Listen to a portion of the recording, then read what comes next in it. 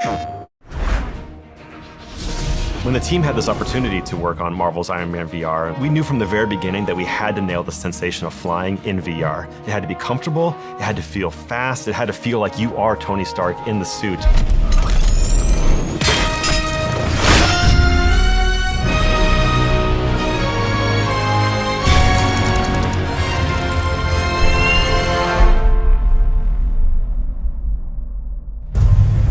We knew going in that there are certain iconic things that fans of Iron Man are going to be looking for. Number one, flight. Number two, the immersive Iron Man HUD. And number three, various iconic weapons. The first thing that people think about when you're envisioning the Iron Man fantasy is all about flying. To me, the sense of flying as Iron Man is about freedom, speed, and power. Right off the bat, we knew you have to be able to go wherever you want. We knew we wanted this open sandbox experience punctuated by that freedom you have, that full 360-degree movement.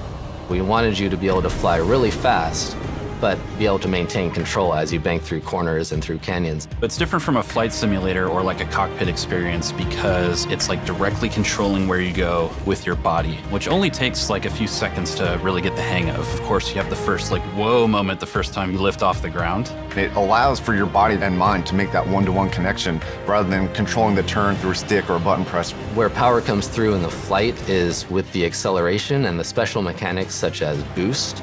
You can go from 0 to 200 miles an hour. You can come to a stop, you can hover, you can run around a corner, you can dive down to the floor, you can blast back up to the ceiling. We just want to make sure that the player is in full control and that they can take that time to evaluate the battlefield properly.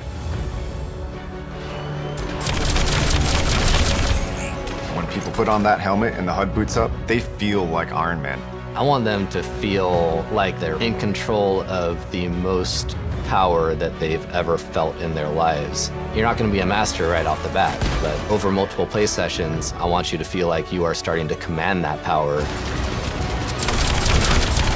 The HUD, the weapons, the flight, it's all done so that the player can feel like Iron Man and be a superhero. We'd always go back to the source material and make sure that we were leveraging what that ultimate fantasy is of being Iron Man and pairing that with the strengths of the immersion that VR offers. Iron Man and VR, they just work perfectly together. Putting on that helmet, grabbing those controllers, the HUD booting up, and the thrusters in your hands, and put them down at your sides, you start blasting forward.